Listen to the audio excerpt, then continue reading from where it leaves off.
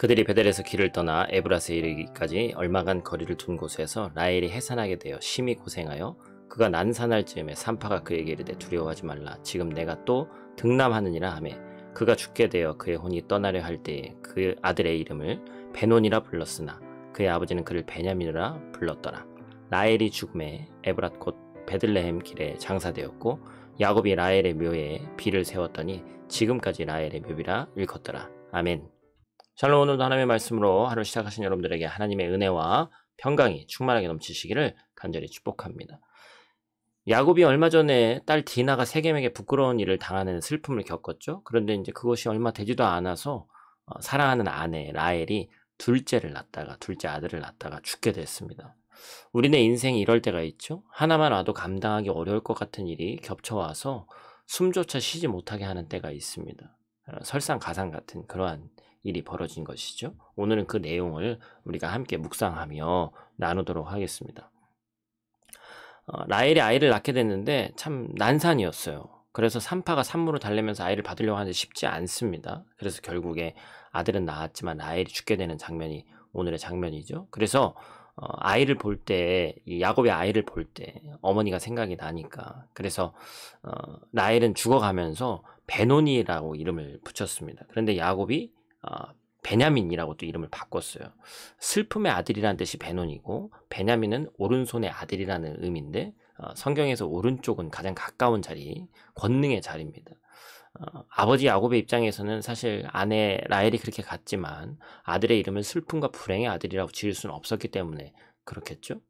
자, 그래서 야곱이 오늘 어떻게 이것을 이겨내는지를 우리가 함께 봐야 됩니다. 그는 어떤 슬픔의 그늘에만 머물러 있지 않았습니다. 오히려 하나님의 약속을 바라보고 아들의 이름을 바꿨죠. 우리가 슬픔에 함몰되어서 아무것도 보지 못하는 것, 슬픔에 잠겨서 하나님의 은혜와 사랑을 잊어버리고 하나님의 친절히 행하심을 기뻐하지 않는다면 그 또한 성도의 바람직한 모습이 아닌 것이죠. 우리가 인생 가운데 뜻모를 슬픔을 만날 때가 많이 있습니다. 그때 우리는 슬퍼할 수 있지만 슬픔에 잠식돼서는 안 됩니다. 그때도 눈을 들어서 바라보는 것을, 하나님을 바라보는 것을 우리는 믿음이라고 하는 것이죠. 조금만 눈을 들면 또 다른 세상이 펼쳐집니다. 사람으로서는 도저히 할 수 없는 그 일을 하나님이 능히 행하시리라. 길이 없어 보이는 이 상황 가운데 주님께서 친히 길이 되어주시리라 하는 그 믿음의 눈을 들 때 주님의 지팡이와 막대기가 안위하심을, 주께서 그 얼굴에 광채를 비추시며 친히 돌봐주심을 우리가 경험하게 되는 거예요. 그래서 성령의 열매는 뭡니까? 슬픔이 아니고 희락이라고 얘기하죠. 하나님 나라는 오직 성령 안에 있는 의와 평강과 희락이라고 얘기하고 있습니다. 우리가 이제 뒤에 내용을 읽지는 않았습니다만 이삭도 또한 나이가 차서 결국에는 29절 말씀에 보면 자기 열조에게 돌아갔다. 그래서 결국에 아들 에서와 야곱이 그를 장사했다 이렇게 나오고 있어요. 존 칼빈은 종교개혁자죠. 그의 주석에서 이렇게 얘기하고 있습니다.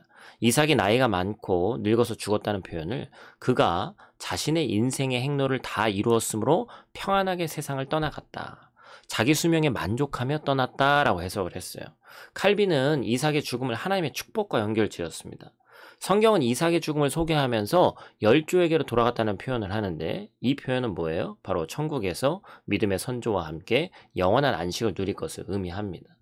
세상은 죽음이 끝이라고 얘기합니다. 그러나 성도에게 죽음은 전환일 뿐이죠. 우리가 어제 부활주일도 우리가 함께 예배하고 했습니다만 부활과 영생을 믿는 우리는 사랑하는 이의 죽음 앞에서도 소망을 노래할 수 있기 때문에 사실은 감사한 거죠. 그래서 기독교 복음의 핵심은 바로 부활입니다. 예수의 부활은 단순히 신기한 한 사건이 아니에요. 기적 중에 하나가 아닙니다. 예수 안에 속한 자들의 부활과 연결된다는 특징이 있어요. 그래서 성경은 예수께서 잠자는 자들의 첫 열매가 되셨다라고 얘기하고 있습니다.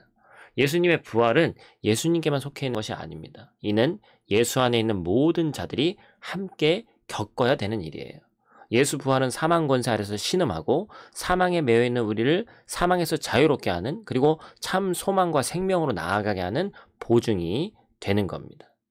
우리가 힘들고 어려울 때 하나님께서 왜 고난과 어려움을 주셨는지 생각해보고 주님의 도우심을 구하고 성령의 인도하심을 받아서 한 걸음 나아가는 것, 이것이 믿음입니다. 또한 우리가 이 땅을 밟고 살지만 하늘을 바라보고 소망하는 믿음을 가지고 살면서 하늘에 속한 자로서, 또한 그리스도께서 다시 오실 영광스러울 미래에 생각하고, 만약에 또 우리가 인생에 수를 다 한다면, 우리가 하나님 나라를 먼저 가게 된다면 다시 육체로서 부활한다는 사실을 잊지 마시고 소망을 품고 굳게 서기를 간절히 축복합니다.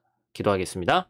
하나님, 겹쳐오는 불행과 슬픔에 함몰되지 않기를 원합니다. 하나님의 언약을 바라보는 참 신앙인이 되기를 원하고, 힘들고 어려울 때도 많이 있고 고난 가운데 있을 때가 많이 있지만 우리가 하나님께서 우리에게 주어주신 그 상황 가운데 어려움에 때때로 빠져서 우리가 당장에 내 눈에 보이는 모든 것들을 해결하려고 할 때 하나님이 내 참 해결자가 되어주시고 나의 참 기댈 곳이 되어준다는 사실을 잊지 않을 수 있도록 도와주시옵소서. 또한 때때로 인생이기 때문에 우리의 삶을 다할 때가 있습니다.